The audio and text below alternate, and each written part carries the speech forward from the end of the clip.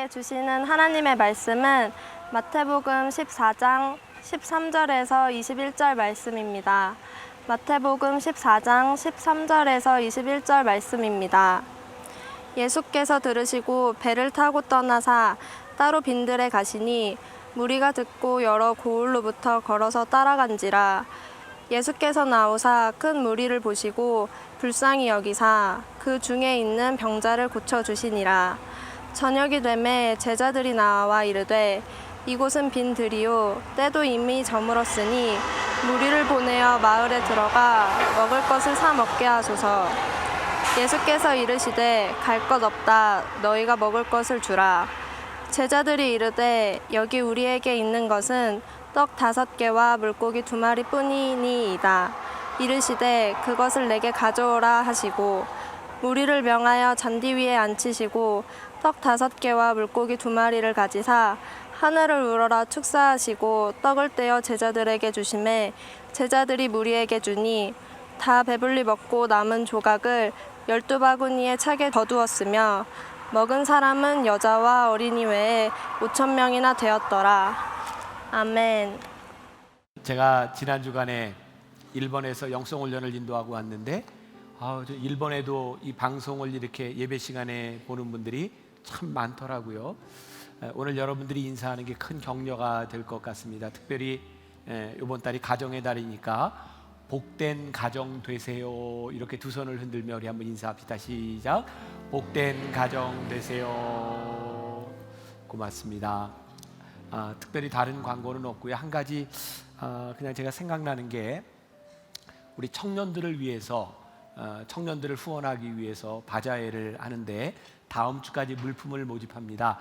여러분들이 잘 들으실 건 혹시 여러분들 가운데 제조업을 하시거나 또 이렇게 물건을 파는 일을 하면서 남아있는 것들이 있을 것 같아요. 근데 누군가에 필요한 것이 있으면 좀 가져와서 함께 나누면 서로에게 도움이 많이 될 것 같습니다. 여러분들 한 주 남았는데 저도 제가 뭐 해외에서 사온 거 또 선물 받은 거 또 제가 가지고 있는 것들을 이렇게 한 섹션을 이렇게 좀 내놨습니다. 우리들 청년들을 돕는 일이니까 여러분들이 관심 가지고 바자회가 좀 축제가 될 수 있도록 여러분들이 기억하시고 협조해 주시면 좋을 것 같습니다. 자, 오늘 벌써 8번째 예수님 기적에 대한 말씀을 함께 나누게 됩니다. 말씀의 제목이 부족함 가운데서 행하시는 기적이라는 제목입니다. 그 동아대학교에 있는 박은경 교수라는 분이 신문 칼럼에서 그런 이야기를 했습니다. 요즘 사람들의 현실 도피, 요즘 현대인들의 특징 중에 하나가 자꾸 현실을 도피하려고 한다는 거죠. 그래서 나타나는 현상 가운데 하나가 이런 드라마입니다.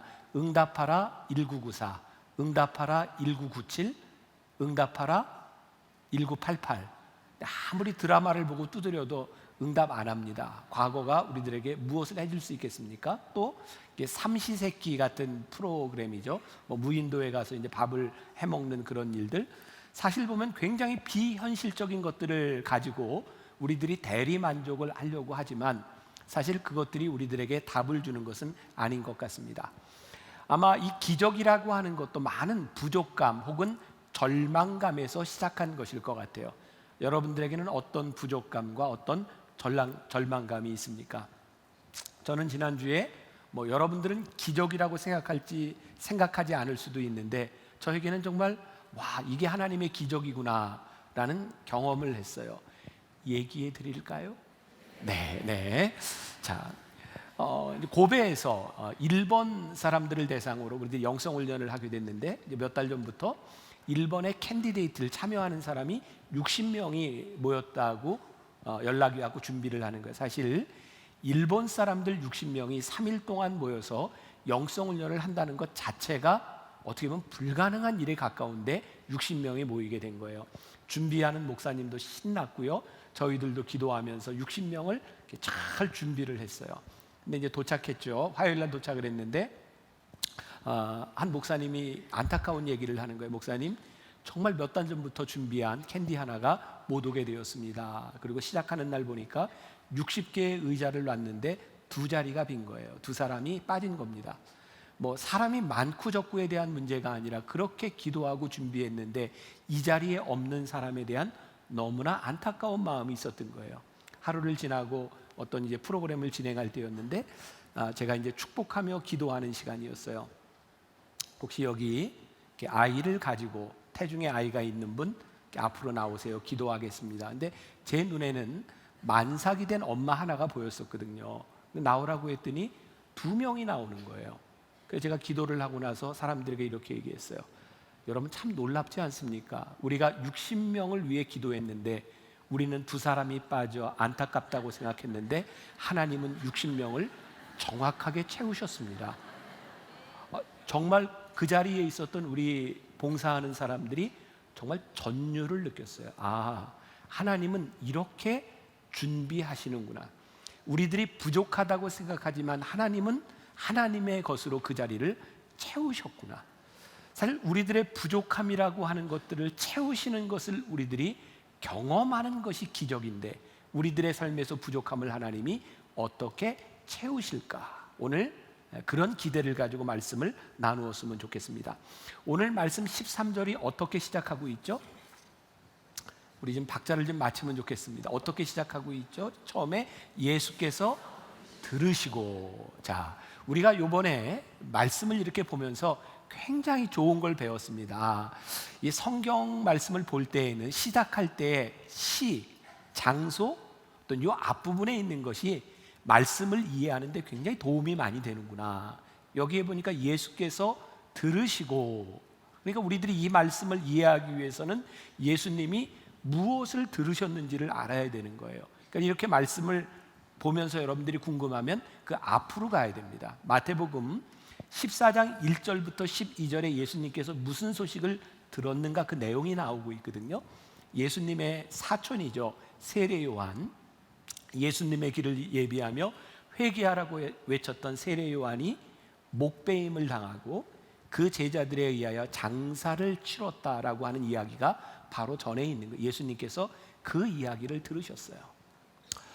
육신의 몸을 입고 오신 예수님께서 그 얘기를 들을 때 얼마나 슬프고 안타까웠겠습니까? 그래서 예수님께서 배를 타고 떠나사 따로 빈들에 가시니, 여기 빈들이라고 하는 말이 영어 성경에 solitary place라고 되어 있으니까 아무도 없는 고독한 장소인 거죠.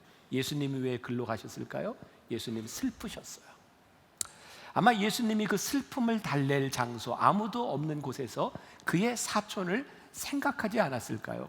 그런데 문제는 뭐냐면 예수님께서 홀로 있고 싶어하는 그 시간에 무리들이 듣고 예수님이 거기 계시다는 이야기를 듣고 사람들이 예수님께 몰려들기 시작한 거예요. 저는 이 말씀을 보면서 아마 저도 목회를 하는 사람이기 때문에 조금이나마 예수님을 더 이해할 수 있었던 것 같아요. 예수님이 슬퍼할 시간, 예수님이 홀로 있고 싶어하는 그 시간에 사람들이 그 시간을 허락하지 않은 거죠. 예수님께 몰려온 거예요.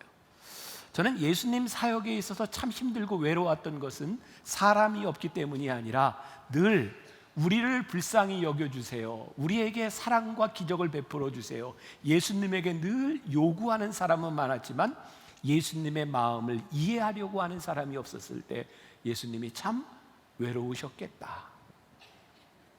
예수님처럼은 아니지만 저도 저의 삶에서 때때로 혼자 있고 싶고 제 문제를 해결해야 될 시간도 있고 제가 설교하기에는 참 힘든 마음의 상태가 있을 수도 있는데 어김없이 주일이면 이 자리에 서야 되는 것이 그것이 참 힘든 일이구나.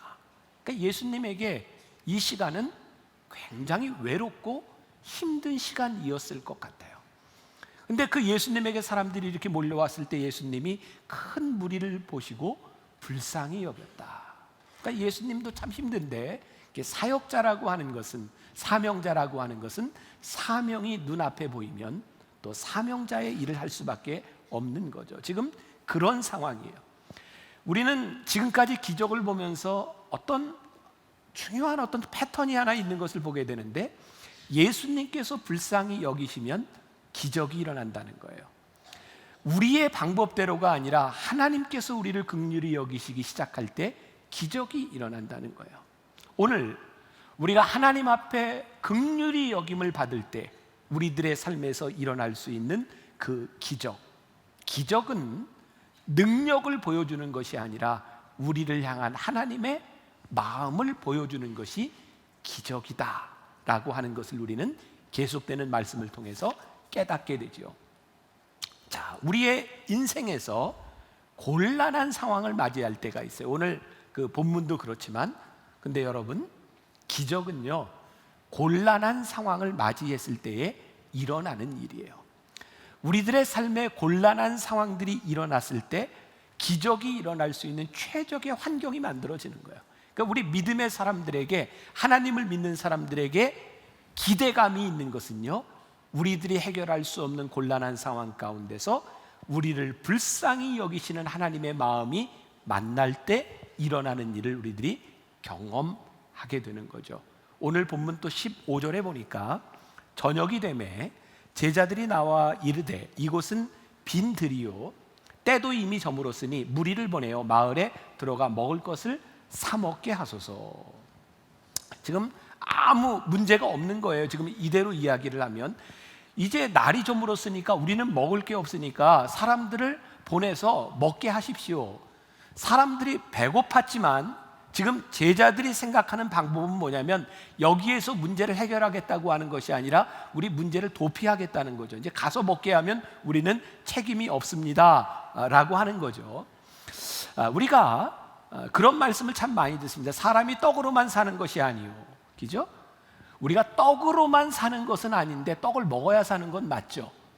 그러니까 오늘 여기 모인 사람들이 꼭 먹어야만 되는 건 아닌데 먹으면 좋은 거예요. 그렇죠? 근데 이 문제를 좀 해결해야 되는 거죠. 그런데요, 여기에서 기적이 일어나는데 그 시간에 그 사람들에게 꼭 떡을 만들어 주지 않아도 큰 문제는 없을 것 같아요. 예를 들어서 우리가 오병이어의 기적을 우리들이 이제 설교를 들은 거예요. 오늘 예수님께서 물고기 2마리야 보리떡 5개를 가지고 5,000명을 먹이시기도 남았대. 이 말씀을 듣고 예수님 위대하신 분, 능력이신 분. 우리들이 이렇게 말씀을 듣고 나서 오늘 예배를 마칠 때쯤 됐는데 이제 1시가 넘어가니까 우리가 기도하는 거죠. 하나님, 오병이어의 기적을 빈들에서 일으키신 하나님께서 오늘 만나교회의 기적을 베푸시사 우리가 먹고도 남는 기적이 일어나게 하여 주옵소서. 그러면 주님께서 이렇게 말씀하실 것 같아요. 집에 가서 먹어. 왜 꼭 여기서 먹어야 돼? 여기서 먹어야 될 이유가 없잖아요. 그런데 왜 주님은 여기에서 기적을 일으키셨을까요? 기적의 이유가 있는 거죠. 오늘 이 기적은 마가복음에도 누가복음에도 요한복음에도 우리가 평행본문이라고 이야기하는데 이 기적의 이야기가 나오고 있어요. 근데 요한복음 6장에 이 평행본문이 나와 있는데요, 예수님께서 이 기적을 베푸시고 난 이후에 사람들에게 설교하세요. 뭐냐면 생명의 떡에 대한 말씀입니다. 그러니까 예수님께서 기적을 행하신 이유는 사람들에게 오병이어의 기적을 베풀어 주시고 사람이 떡으로만 사는 것이 아니라 너희들에게 정말 중요한 것이 있는데 생명의 떡이다, 이 말씀을 하시고 싶은 거예요. 근데 만일 예수님께서 이 사람들이 쫄쫄 굶고 있는데 생명의 양식에 대한 이야기를 하면 사람들이 그러지 않을까요? 일단 좀 어떻게 해봐, 이 문제가 해결이 안 돼요. 예수님께서 떡을 해결하실 수 없는 분이 아니라 너희를 먹일 수 있는데 이것보다 더 중요한 생명의 떡이 있다, 그것을 말씀하시기 위하여 예수님은 떡을 만들어 주시기 위해 이 땅에 오신 분이 아니라 생명을 주시기 위해 오신 분이라고 하는 사명 때문에 오늘 이 기적을 행하고 있다는 거예요. 자, 우리들이 기적에 대한 이해가 있죠? 기적이 왜 일어나는가, 우리가 왜 기적을 위하여 기도할 수 있는가, 그것은 우리의 사명과 연관이 되어 있을 때 우리는 기적을 구할 수 있는 거예요. 그렇지 않다면 우리들이 구하는 것은 어쩌면 우리들의 욕심을 구하는 것일 수도 있고 하나님을 시험하는 것이 될 수도 있죠. 자, 중요한 것은요, 기적은 늘 부족함 가운데서 일어나는 일이고 오늘 여러분들 가운데 내가 부족하다라고 느끼는 그 일들을 통해서 하나님께서 우리를 성장시켜 나가는 그 과정들이 기적이기도 하죠. 리 스트로베리 쓴 불변의 소망이라고 하는 책에 보면 자신의 이야기가 나와요. 리 스트로베리는요, 예일 대학을 나온 사람이고요.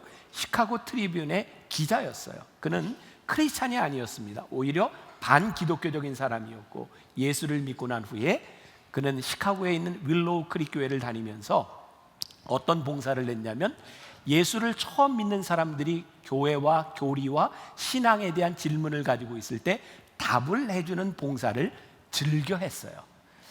그런데 어떤 12살짜리 소녀 아이가 자기하고 이야기를 할 수 있느냐고 요청을 해왔고 결국은 자기의 집으로 초대를 합니다. 그래서 그 집에 갔더니 이 소녀의 문제가 아니라 이 아이의 아버지가 집에 반기독교적인 책을 이렇게 쌓아놓고 논쟁을 벌이게 된 거예요. 근데 논쟁을 벌이다 보니까 리스토라벨이 다 대답할 수 없는 거예요. 그때 이렇게 그 남자에게 이야기합니다. 당신이 저에게 하신 질문을 제가 다 답변할 수는 없지만 선생님이 아무리 애를 써도 기독교의 기초를 무너뜨릴 만한 결정적인 증거도 없는 것 같습니다. 제가 공부하고 와서 대답하겠습니다. 그때부터 리스토라벨은 교리에 대하여, 성경에 대하여, 예수님에 대하여 공부하기 시작합니다. 그래서 그가 유명한 책을 쓰죠. 예수는 역사다. 부활의 증거. 곤란한 상황이 그로 하여금 유능한 크리스찬 변증가로 성장시키는 거예요. 그래서 오늘 제가 여러분들에게 도전하고 싶은 것 중에 하나는 우리들의 삶에 부족한 일들이 우리를 부족함으로 끝나게 하는 것이 아니라 그것이 우리를 어떻게 성장시킬 수 있는가를, 우리의 부족함 가운데서 하나님의 뜻이 무엇인가를 먼저 발견하는 것이 우리들이 올바른 기도를 할 수 있는 일이다. 자, 그리고 예수님은요 오늘 이 상황에서 제자들에게 아주 도전적인 질문을 하세요. 아니, 명령을 하세요. 16절부터 18절까지 보니까 예수께서 이르시되 갈 것 없다. 너희가 먹을 것을 주라. 제자들이 이르되 여기 우리에게 있는 것은 떡 5개와 물고기 2마리뿐이니이다. 이르시되 그것을 내게 가져오라. 아주 도전적인 명령이라고 하는 게 뭐냐면 너희들이 먹이라 이 말이에요.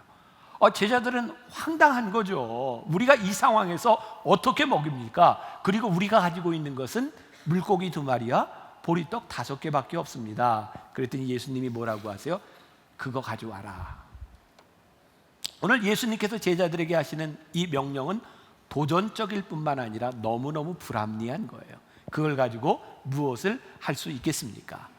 그런데 기적은요 늘 불합리한 명령 가운데서 일어나는 일이라는 거예요. 그리고 제자들에게 오병이어를 가지고 와라 라고 예수님께서 말씀하셨을 때는 중요한 것은 왜요가 아니라 이것을 가지고 어떻게 할까요? 우리들의 인생에 하나님께서 사명을 주실 때 그 사명이 우리들에게 뜨겁게 가슴으로 하나님의 말씀으로 우리들에게 부딪혀 오기 시작할 때 우리가 가진 것이 오병이어일 뿐인데 그것이 문제가 아니라 하나님은 그것을 우리들에게 가져오라. 내가 그것을 가지고 쓰겠다라고 말씀하시는 거예요. 참 놀라운 것은요 성경의 모든 이야기들이 그런 신앙의 패턴을 가지고 있다는 거예요. 하나님께서 이스라엘 백성을 애굽에서부터 가나안 땅으로 출애굽시키실 때 우리가 잘 아는 것처럼 제가 지도를 이렇게 그린다면 지중해에서부터 이렇게 내려와서 여기에 나일 삼각주가 있는 애굽이고요, 이렇게 올라가면 여기가 가나안 땅이에요.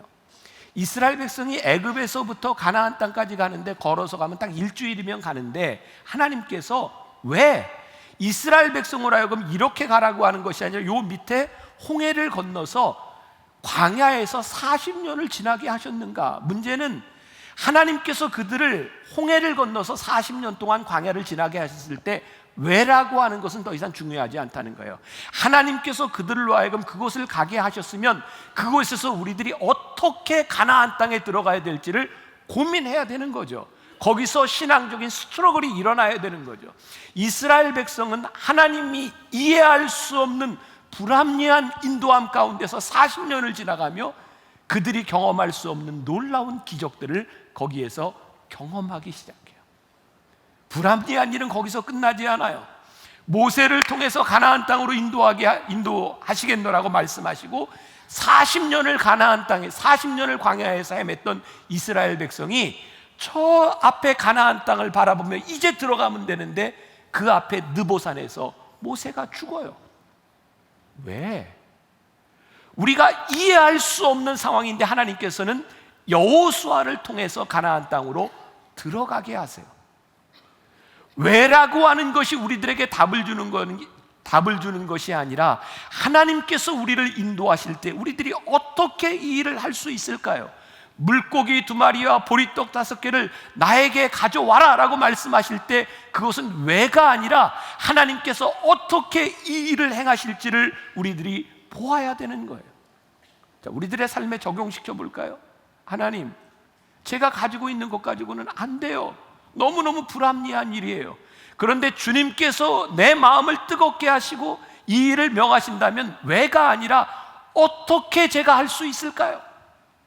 오늘 예수님께서 19절에 무리를 명하여 잔디 위에 앉히시고 떡 5개와 물고기 2마리를 가지사 하늘을 우러러 축사하시고 떡을 떼어 제자들에게 주시매 제자들이 무리에게 주니. 자, 이제 성경을 우리들이 보면서 어떤 부분이 우리들에게 와 닿는가? 저에게는 축사하시고 오병이어라고 하는 것은 제자들이 가지고 있는 것은 참 하찮은 일이거든요. 이 많은 군중들을 먹이기에는 너무너무 하찮은 일인데 우리 주님께서 그 하찮은 것에 축사하셨어요. 축사가 뭐예요? 축복하고 감사하셨어요. 자, 오늘 제가 여러분들에게 신앙적으로 도전 드리고 싶은 거예요. 하나님, 저 부족해요. 이걸 가지고 뭘 하라고요? 제가 사명자로 살아가기엔 택도 없어요. 근데 하나님께서 우리들에게 말씀하시는 것은 내가 가지고 있는 것을 축복하고 감사해라. 내가 그것을 가지고 일하겠다. 내가 그것을 가지고 기적을 베풀겠다. 우리 주님이요 제자들에게 너희가 먹을 것을 주라 말씀하세요. 제자들이 보면요 참 자격 없는 사람들이잖아요. 이들은 신세 한탄을 하던 사람이에요. 이들은 가진 게 별로 없는 거예요. 그런데 우리 주님께서 축사하실 때 그들의 부족함을 통하여 하나님의 영광이 나타나요. 다시 말씀드려요. 우리들에게 부족한 것이 있다면 우리들의 부족함을 하나님이 쓰시겠다고 하신다면 그것은 하나님께서 우리들의 인생에 기적을 베푸시겠다는 거예요. 제가 몇 번 소개한 책이죠. 허은석 선교사가 쓴 내가 왕 바리새인입니다. 이 책에 보면 이 선교사님이 선교 활동을 하다가 암 선고를 받고 죽게 되거든요. 이분이 암 선고를 받고 가장 마음 아팠던 건 뭐냐면 열심히 선교하고 활동할 때는 교회에서 초청해서 강의도 시키고 설교도 시키고 선교 보고도 시켰는데 암에 걸렸다는 이야기를 듣고 교회에서 초청하지 않는 거예요. 왜냐하면 그렇게 하나님의 일 열심히 하다가 암 걸렸다며 그것이 축복으로 느껴지지 않기 때문이죠. 근데 이분이 책에서 그렇게 이야기합니다. 하나님은 건강할 때도 나를 살피셨을 뿐만 아니라 병든 나에게도 찾아오셔서 내가 얼마나 소중한지를 알려주셨고 내 병으로 인하여 내 연약함으로 인하여 사람들에게 생명의 소중함과 하나님의 역사를 간증하게 하셨습니다. 그분의 표현에 의하면 내가 고통과 괴로움 가운데 있는 이것이 예수 그리스도의 떡과 포도주가 됩니다. 이게 무슨 말이냐면 나의 고통으로 인하여 생명이 된다는 거예요. 여러분, 우리들이 가지고 있는 고통과 어려움, 이 모든 것들이 부족감으로 끝나는 것이 아니라 이것이 생명이 되고 이것이 기적이 되고 우리의 부족함을 하나님이 쓰신다는 거예요. 우리들에게서 일어나는 기적이 하나님께 영광이 된다고 하는 것은 우리들이 가지고 있는 것을 가지고 하기 때문이 아니라 우리들이 가지고 있는 것을 가지고 할 수 없는 것을 하나님이 쓰시기 때문에 그것이 영광이 되는 거예요.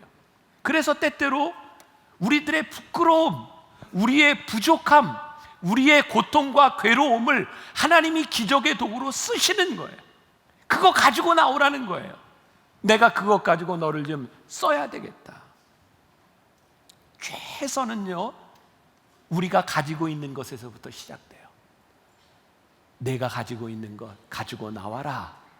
축복하고 감사하며 하나님께서 그것을 우리의 도구로, 하나님의 도구로, 기적의 도구로 쓰시는 거예요. 우리 주님께서 하늘을 우러러 기도하시고 그 기적을 제자들에게 베풀라고 주시는 거예요. 전 참 놀랍다고 생각하거든요. 이걸 가지고 우리가 무엇을 할 수 있겠습니까? 한탄하던 제자들에게 예수님이 축복하시고 너희들이 이것을 주라. 그리고 우리를 도구로 쓰시는 거예요. 또 하나 이제 우리가 이렇게 마음에 이렇게 상상을 가지고 그 장면을 생각해 보는 거예요. 예수님께서 기적을 베푸시기 전에 오병이어의 기적이 일어나기 전에 19절에 보니까 무리를 명하여 잔디 위에 앉히시고, 제가 말씀을 묵상하다가 예수님은 왜 무리를 잔디 위에 앉히시고 기적을 행하셨을까? 이렇게 막 상상을 해보는 거예요. 예수님이 어이 앉으라니까 이렇게 안 하셨을 것 같아요. 예수님께서 앉아라 이러셨을 것 같아요. 아주 조용히. 사람들, 예수님께서 큰 소리가 아니라 작은 소리로 앉아라. 그래서 사람들이 이제 쫙 긴장되게 그 장면이 왜 앉히셨을까? 그 상황을 바라보는 거죠. 그리고 제 마음에는 또 이런 게 상상이 되는 거예요. 어떤 무슨 뭐 대회에서나 뭐 1등 발표할 때 두구두구두구두구두구 확 긴장되는 거예요. 예수님께서 사람들을 앉으라라고 말씀하셨을 때는 이제 주님께서 행하시는 기적을 보라. 그러니까 기적이 일어나는 순간인 거죠. 여러분, 우리들이 부족한데요, 하나님이 쓰시겠다고 말씀하시고 감사하고 축복하고 내가 너에게 사명을 주리라 말씀하시고 우리가 준비가 되었을 때는요, 이제 하나님이 행하시는 일을 보는 기다림이 필요해요. 만일 우리가 기다리지 않으면, 내가 열심히 준비했다고 이것 가지고 하겠다고 하면요, 하나님이 실제로 우리들에게 행하시는 일을 우리들이 모르고 지나갈 수 있어요. 그래서 우리들이 기도하고 준비하고 기대할 때는 조용히, 저는 이 기적의 클라이막스가 다다랐다고 생각해요.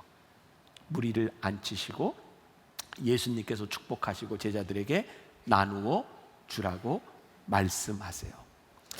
기적이 일어난다고 하는 것은요, 우리 인생의 정말 최고의 순간인데, 주님 나는 아무것도 없습니다 라고 하는 것은 이제 아무것도 없는 것이 아니라, 주님 나는 이것밖에 없습니다 라고 말할 때 아무것도 없는 것이 아니라, 하나님이 우리와 함께 하시고 축복하시고 축사하시고 우리의 부족한 것을 통해서 하나님이 일하시는 거예요. 자, 제가 오늘 여러분들과 함께 마지막 이야기를 좀 나누려고 하는데요, 저는 목회자로서 이 이야기가 너무너무 가슴에 와 닿았어요. 여러분들은 어떻게 느낄지 모르겠는데, 제가 몇 주 전에도 소개한 그 하용조 목사님이 살아생전에 나눴던 인터뷰를 모아놓은 책인데, 그날의 대화라고 하는 책에 조용기 목사님하고 하용조 목사님하고 대화한 내용이 있어요. 하 목사님이 조 목사님에게 이렇게 물었습니다. 조 목사님도 이런 말을 참 많이 들었을 것 같아요. 사람들의 병을 고치면서 당신은 왜 아프냐는 말이요. 조용기 목사님도 평생을 병으로 사신 분이에요. 조 목사님이 이렇게 얘기합니다. 지금은 그렇게 하지 않지만 옛날에 많은 병자들을 위해 기도하고 나서 하나님 저도요 그렇게 기도했었어요. 병든 사람들이 너무 고통스러워하니까 불쌍해서 기도를 했어요. 제게 은사가 있어서 한 것이 아닙니다. 2002년 아프리카에서 집회를 할 때였습니다. 사람들이 스테디움을 가득 메우고 대통령, 강요 모든 사람들이 도착했는데 도저히 일어날 수가 없는 거예요. 주님, 일어나 강단으로 갈 수 없는데 누구에게 말도 할 수 없고 어느 누가 부축해줘야 하나 나갈 수가 없어요. 주님, 이번 한 번만 설교하고 죽어도 좋으니 창피를 안 당하도록 저를 도와주세요. 그리고 나서 겨우 일어나 걸어 나갔는데 설교를 시작하니까 성령님이 힘을 주셨어요. 설교 도중 쓰러질 것 같은 생각이 자꾸 들면서도 설교를 무사히 마칠 수 있었어요. 그리고 병자들을 위해 기도했는데 또 많은 사람들이 나왔어요. 그래서 또 속으로 하나님께 기도했어요. 하나님, 저도요. 저 많은 사람들이 기도로 났는데 왜 저는 안 났습니까? 하 목사님이 말합니다.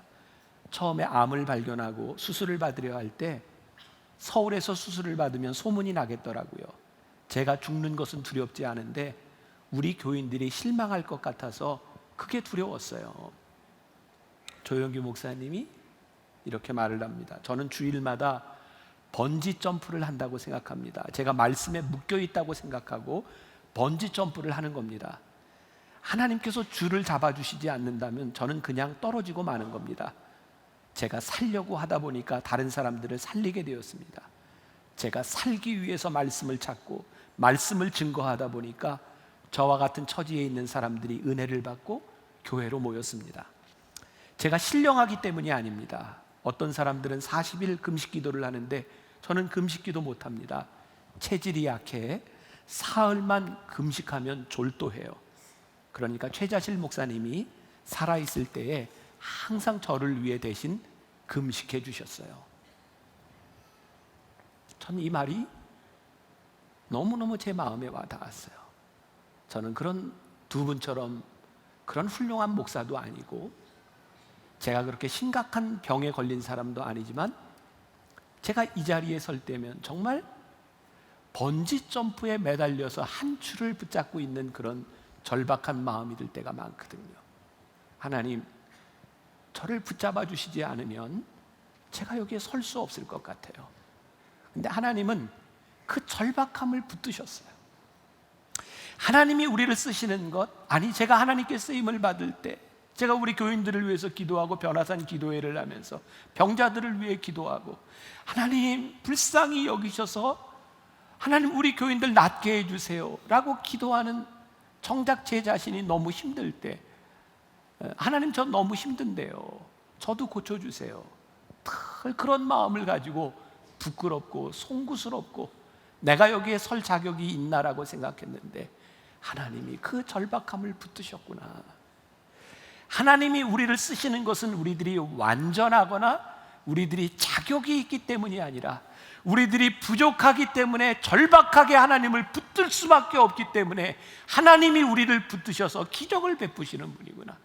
저 5천 명을 앞에 두고 오병이요, 물고기 2마리와 보리떡 5개로 우리가 무엇을 할 수 있겠습니까? 우리는 할 수 있는 것이 없습니다라고 하는 그 절박함, 그 부족감을 우리 주님이 붙잡으셔서 축사하시고 기적을 베푸시는 분이 우리 주님이시구나.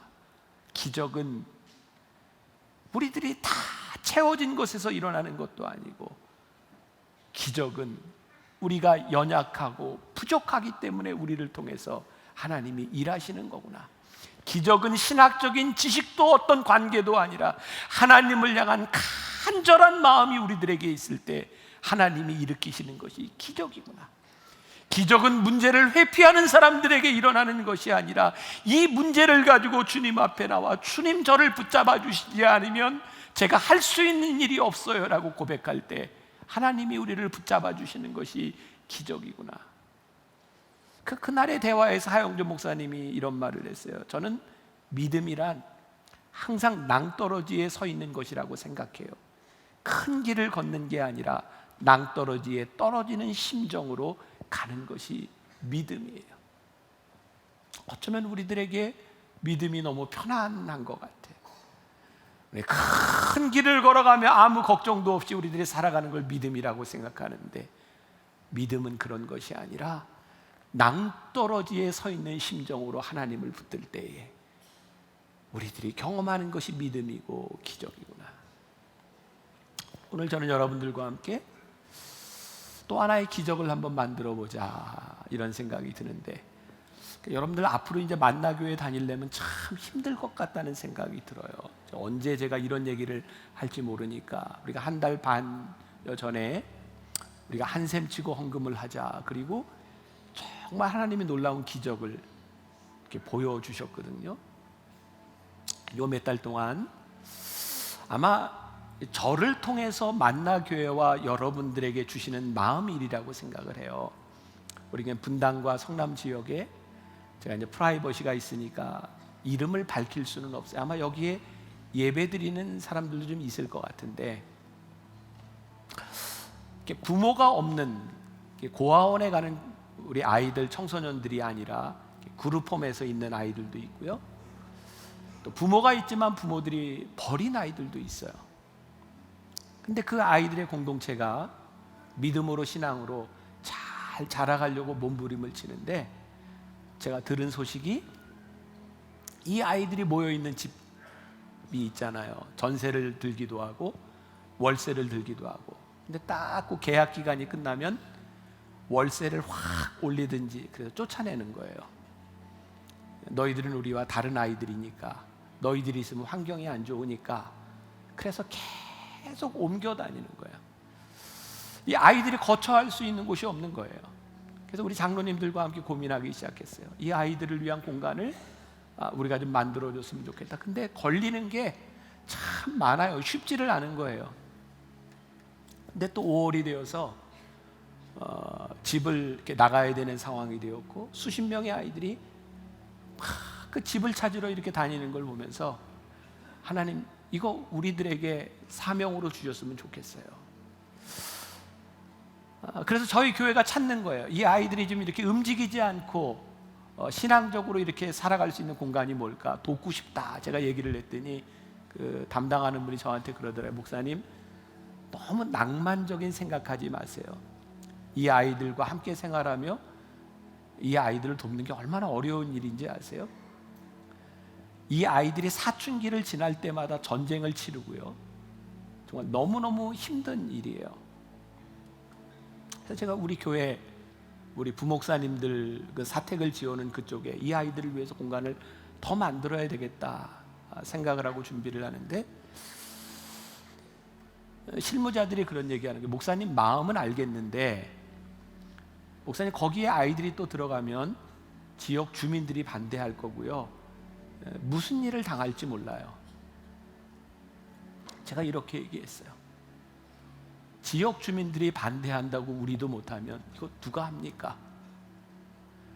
세상이 하지 못하기 때문에 교회가 하는 거고, 세상이 놓았기 때문에 교회가 그거 돌봐야 되고, 그 아이들 중에 어떤 아이들이 있을지 모르지만 그 아이들 중에 한 명이라도 교회가 품어주고 우리 신앙인들이 품어줘서 그 아이들 가운데서 하나님이 쓰시는 사람들이 나올 수 있다면 이게 기적이 아닙니까?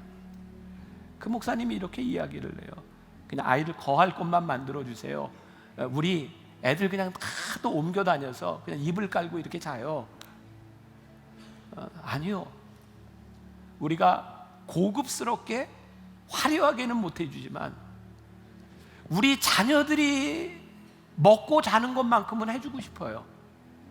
애들한테 침대도 만들어주고 옷장도 짜주고, 아이들이 활동할 수 있도록 그냥 우리가 뭘 바라는 게 아니라 그냥 아이들이 이사 가지 않고 그곳에서 살아갈 수 있도록 그거 해주고 싶어요. 그냥 하나님이 저에게 주신 마음이었고요. 그래서 우리 교회가 돈이 없고 이런 교회 아니에요. 여러 가지 일을 할 수 있거든요. 우리가 한번 만들어 보자, 기적을. 오늘 제가 한샘 치고 헌금을 또 하려고 그래요. 한샘 치고. 그러니까 언제 한샘 치고 헌금할지 몰라요. 큰일 났어요, 여러분들. 근데 너무너무 감사한 게, 우리 어린이날, 어버이날 있는데요, 우리 가족들 모여서 먹으려고 했던 거에 한 그레이드만 낮추세요. 그리고 여러분들 뭔지는 모르지만 뭐 하나 한샘 치고, 그리고 제가 다음에 오늘 우리가 함께 했던 이 일에 대한 기적을 제가 다음 주에 나누고 싶은 거예요. 낭만적인 일 그런 거 아니고, 세상이 하지 못하는 일 우리 교회가 하고, 세상 사람들이 다 안 된다고 하는데 하나님을 믿는 사람들은 이 일을 할 수 있고, 세상 사람들은 아무도 책임지려고 하지 않는데 교회는 그 일에 책임이 있다고 하는 것을 믿고, 그것이 우리들의 사명임을 믿고 우리들이 살아갈 때 하나님이 기적을 베푸시지 않겠어요? 오늘 한샘 치고 헌금하려고 그래요. 그러니까 여러분들 나갈 때 알아서 한샘 치고 헌금 다 하고 가시면 돼요. 지갑 다 털어도 제가 아무 말 안 해요. 괜찮아요. 왜? 그러니까 하나님 좋아하실 거예요. 하나님 기뻐하실 일이고, 제가 여러분들에게 특권을 드리는 겁니다. 이건 우리가 기적을 만들어가는 특권을 여러분들에게 드리고, 오병이어의 기적, 우리들이 부족하지만 하나님이 이루실 기적을 우리들의 삶에서, 여러분 오늘 두 가지 기도하시는, 여러분들 개인적인 삶에서 부족감, 하나님, 그것이 사명의 기적이 되게 하여 주옵소서. 하나님, 우리 교회 담임 목사를 통해서, 교회를 통해서 주신 그 사명, 그것이 또 하나의 기적이 되게 하여 주옵소서. 오늘 여러분들이 기도하고 또 결단하고 나아가면 좋겠습니다. 우리 함께 찬양합시다. 하나님은 우리의 피난처가 되시며 환난 중에 우리의 힘과 도움이시라.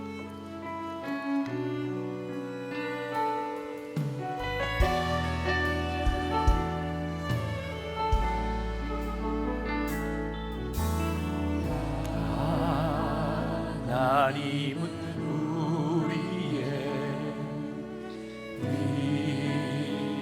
피난처가 되시며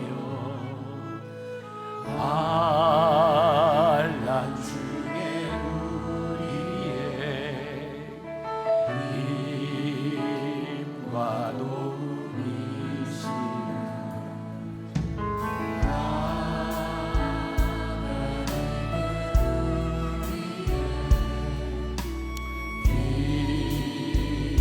피난처가 되시며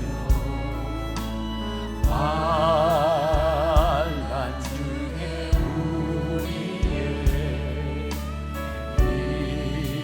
힘과 도움이시라.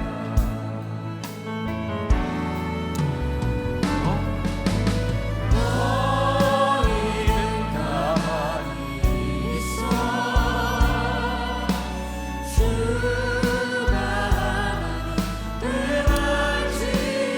오 주님, 우리가 기도합니다.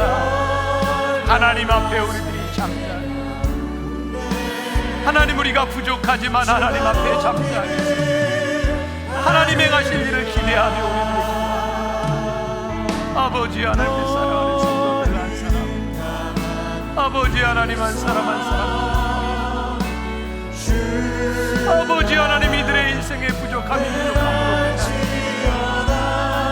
하나님, 우리들의 인생을 축사하시고 축복하시고 감사하시고 우리들에게 사명 주시고 사명 감당하시고 힘의 힘을 우리들이 아버지 하나님, 아버지 하나님, 우리들에게는 연약한 것입니다. 하나님, 우리를 붙잡아 주시지 아니하시고 하나님, 우리를 붙잡아 주시지 않은 우리 연약하여 아버지 하나님, 아버지 하나님, 우리의 인생 가운데 하는 자녀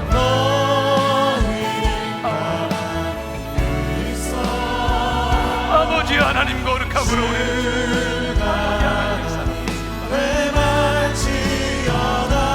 아버지 하나님, 우리가 잠자리 하나님, 우리를 행하시는 하나님의 놀라운 기적을 바라보기를 간절히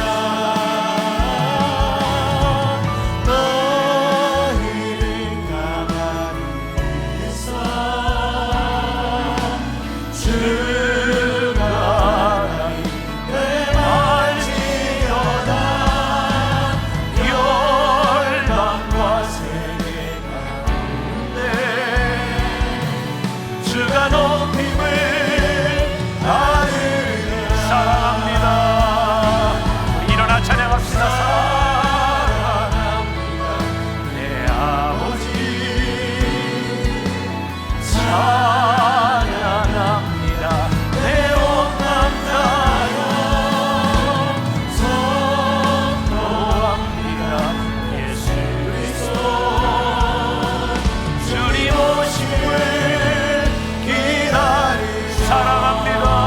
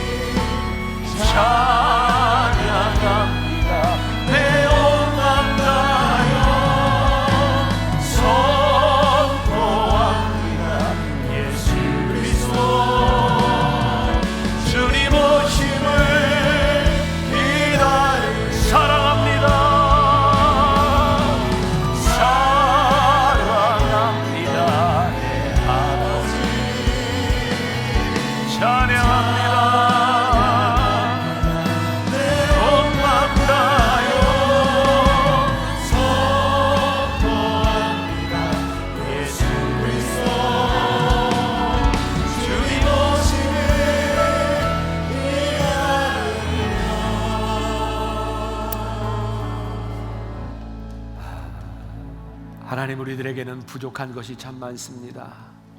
우리가 어떻게 감당할까요? 하나님, 우리들에게는 연약한 것이 참 많습니다.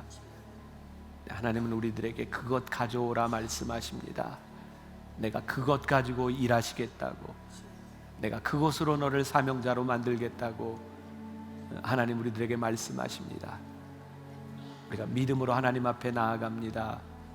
오병이어의 기적, 우리 인생의 놀라운 기적, 하나님의 영광이 나타나는 기적, 우리를 통하여, 만나교회를 통하여, 우리 성도들을 통하여 나타나게 하여 주옵소서.